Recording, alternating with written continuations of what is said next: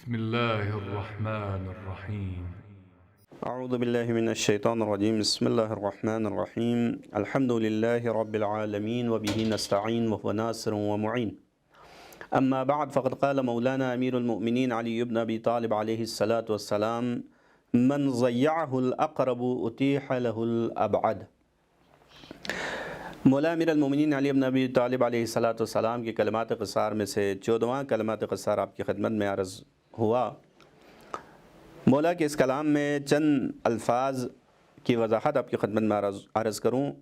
ضیع کا معنی ہے ضائع کرنا یا کھو دینا، اور الاقرب جو ہے قریب کے معنی میں اور اپنوں کے معنی میں استعمال ہوتا ہے، یعنی اپنے رشتہ دار، اپنے نزدیکی لوگ۔ اور تیسرا لفظ ہے اتیحہ۔ اتیحہ کا لفظ جو ہے یہ تیار کیا گیا، آمادہ کیا گیا کے معنی میں استعمال ہوتا ہے، اور الابعد جو ہے یہ الاقرب کے بالکل خلاف، اس کے اپوزٹ میں یہ دور کے معنی میں استعمال ہوتا ہے یا بیگانہ کے معنی میں استعمال ہوتا ہے۔ انہی الفاظ کے معنی کے ساتھ آپ ترجمے کی طرف آتے ہیں کہ فرماتے ہیں مولا من ضیعہ اقرب، جس شخص کو اس کے قریبی لوگ کھو دیں، ضائع کر دیں، کھو دیں یا چھوڑ دیں، تو اتیح لہ الابعد، تو اسے بیگانے پا لیتے ہیں یا اسے بیگانے مل جاتے ہیں۔ مطلب کیا ہے اس کا؟ اس کی شرح میں دو قسم کی شرح کی گئی ہیں۔ ایک شرح جو ہے وہ اس کو آپ سماجی پہلو سے دیکھ سکتے ہیں اس شرح کو، یعنی بعض شخصیات نے، بعض شارحین نے، نہج البلاغہ نے اس کی شرح جو ہے سماجی پہلو سے کی ہے۔ اچھا، سماجی پہلو سے جن لوگوں نے شرح کی ہے وہ بھی دو قسم کی شرح کی ہے۔ ایک قسم کی شرح میں یہ بیان کر رہے ہیں کہ مولا در واقع اس کلام کے اندر دلداری دے رہے ہیں، تسلی دے رہے ہیں۔ کن کو؟ ان لوگوں کو کہ جو اپنے رشتہ داروں کی طرف سے جنہیں اہمیت نہیں ملتی، باصلاحیت آدمی ہیں، قابل انسان ہے، لیکن اس کے رشتہ دار، اس کے قریبی لوگ اس کو اہمیت نہیں دیتے، تو ایسے لوگ جو ہے اپنی صلاحیتوں کو نابود ہوتے ہوئے دیکھ کر انہیں افسوس ہوتا ہے۔ تو مولا فرماتے ہیں کہ تمہیں افسوس نہیں کرنا چاہیے۔ درست ہے تمہارے رشتہ دار، تمہارے جاننے والے، تمہارے اقربا، تمہارے دوست تمہاری اہمیت کے قائل نہیں ہیں، تمہاری صلاحیتوں کو درک نہیں کرتے، ان سے استفادہ نہیں کرتے، لیکن تمہیں تمہاری صلاحیتوں سے استفادہ کرنے والا، تمہاری قدردانی کرنے والے لوگ مل جائیں گے، اگرچہ تمہارے رشتہ دار نہ ہوں، دور کے لوگ ہی کیوں نہ ہوں۔ تو لہٰذا ایک شرح جو ہے یوں کی جاتی ہے۔ دوسری شرح جو ہے بھی تقریباً سماجی پہلو سے ہی ہے، لیکن اس دوسری شرح کو بیان کرنے سے پہلے مثال اب اگر آپ دے دوں، دلداری کی اگر ہم مثال دے دیں، یا اس شرح کی مثال دے دیں کہ جو ہم نے ابھی آپ کی خدمت میں عرض کی، کہ انسان کو جو ہے وہ اس کے دور کے لوگ اس کی اہمیت کے قائل ہو جاتے ہیں، نزدیک کے لوگ جو ہے اسے چھوڑ دیتے ہیں۔ مثال واضح طور پر پیغمبر اکرم صلی اللہ علیہ وآلہ وسلم کی زندگی میں آپ کو ملیں گی۔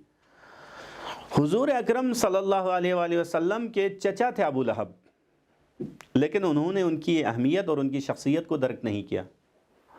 قریش والے آپ کے قوم و قبیلہ والے تھے، لیکن انہوں نے آپ کی اہمیت نہیں جانی۔ مکہ والے آپ کے شہر والے تھے، لیکن انہوں نے بھی آپ کی اہمیت اور آپ کی صلاحیتوں اور آپ کی شخصیت کے بارے میں کوئی جو نا واقعاً جو شخصیت کو سمجھنا چاہیے تھا وہ نہیں سمجھا۔ نتیجے میں کیا ہوا؟ نتیجے میں مدینہ والے اوس و خزرج نے پیغمبر کو آ کے درک کر لیا، پیغمبر کو پا لیا۔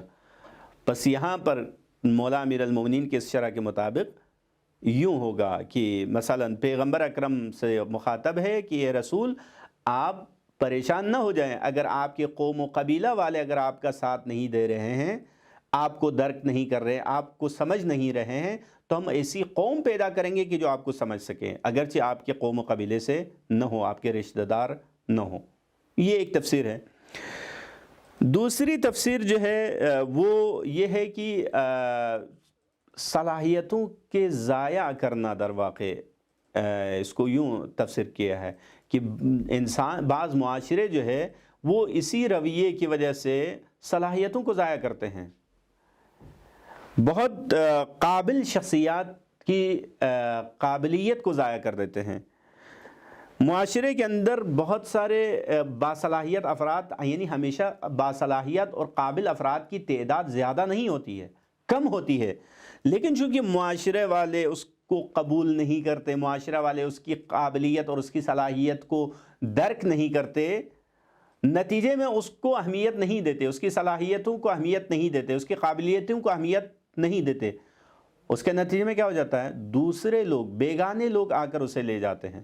اس کی ایک واضح اگر ہم مثال دے دیں تو ہمارے اپنے معاشرے میں، اس خاص طور پر مسلم معاشرہ، اور اس سے بھی خاص طور پر ہم اپنے ملک کی بات اگر کریں تو آج اگر آپ دیکھیں پچھلے 10 سالوں میں ہمارے ملک سے ذہین افراد نے کس حد تک ہجرت کی ہے، کتنے جوان ہجرت کر کے مغرب کی طرف چلے جا رہے ہیں، اور مغربی ممالک میں ہمارے سنجیدہ، سمجھدار، پڑھے لکھے، اچھے، قابل لوگوں کو کس طرح وہ لوگ ایکسیپٹ کر رہے ہیں، ان کو قبول کر رہے ہیں اور ان کو موقع فراہم کر رہے ہیں اپنی صلاحیتوں کو اجاگر کرنے کا۔ یہ کیا ہے؟ یہ در واقع یہی ہے کہ جب اپنے انہیں چھوڑ دے تو پھر بیگانے ان کو لے لیتے ہیں۔ تو لہٰذا ان دونوں تفسیروں کا اگر ہم خلاصہ کریں تو یوں ہوگا کہ جس انسان کی صلاحیتیں ضائع ہو رہی ہیں اس کو بھی افسوس نہیں کرنا چاہیے، کیونکہ آپ کی صلاحیت کو قبول کرنے والا، آپ کی صلاحیتوں سے استفادہ کرنے والے کبھی نہ کبھی نکل ہی آئیں گے، چاہے وہ آپ کے قوم و قبیلے سے نہ بھی ہو۔ اور جو قومیں اپنے جو ہے نا قابل اور باصلاحیت لوگوں کی صلاحیتوں اور قابلیتوں کو ضائع کرتے ہیں، ان کے لیے بھی یہ ایک ہوشدار ہے، ان کے لیے بھی ایک ہوشیاری کی بات ہے کہ آپ اپنی باصلاحیت لوگوں کو ضائع مت کریں۔ آپ ضائع کریں گے تو کیا وہ ضائع ہو جائیں گے؟ نہیں، دوسرے لوگ اس سے استفادہ کریں گے۔ بجائے اس کے کہ دوسروں کو استفادہ کرنے دیں، آپ خود استفادہ کریں۔ ایک تربیتی نقطہ یہاں سے نکل آتا ہے۔ وہ تربیتی نقطہ کیا ہے؟ یعنی ایک تفسیر جو ہے بعض شرح کرنے والوں نے تربیتی تشریح کی ہے یہاں پر۔ وہ تربیتی تشریح کیا کی ہے؟ اگرچہ منفی پہلو سے تشریح کی ہے لیکن ایک خوبصورت تشریح ہے۔ وہ تشریح کیا ہے؟ وہ یہ کہ اگر ماں باپ نے اپنے بچوں کو نہیں پایا، ان کی جو ہے نا ضرورتوں کو درک نہیں کیا، ان کی جوانی کے حالات کو درک نہیں کیا اور ان کو دھتکار دیا، تو پھر دوسرے آ کر اس کو اٹھا لیں گے۔ جو بچہ ماں باپ کی گرم آغوش کو چھوڑ کر گلی کوچوں میں اگر پھرتا چلا جائے تو نہ معلوم شام کو کس کے آنگن میں جا کر سو جائے اور پھر اس کی زندگی تباہ ہو جائے۔ جو بیوی اپنے شوہر کو پیار و محبت نہ دے سکیں، الفت نہ دے سکیں، آرامش اور سکون نہ دے سکے اپنے گھر میں، تو وہ شوہر گھر کے آنگن سے نکلنے کے بعد نہیں معلوم شام کو کس کے آغوش میں جا کر سو جائے۔ اور اسی طرح جس بیوی کو اس کا شوہر اپنے گھر میں سکون و آرامش نہ دے دے، اس کے حقوق کی رعایت نہ کرے، تو اگر وہ بیوی اپنے شوہر سے اگر دل توڑ کر چلی جائے، نہ معلوم وہ اپنا دل کس کو دے بیٹھے۔ لہٰذا جو کوئی اپنے اگر اس کو درک نہ کر لے تو دشمن آ کر، اغیار آ کر اسے پا لیتے ہیں، نتیجے میں نقصان ہی نقصان ہے۔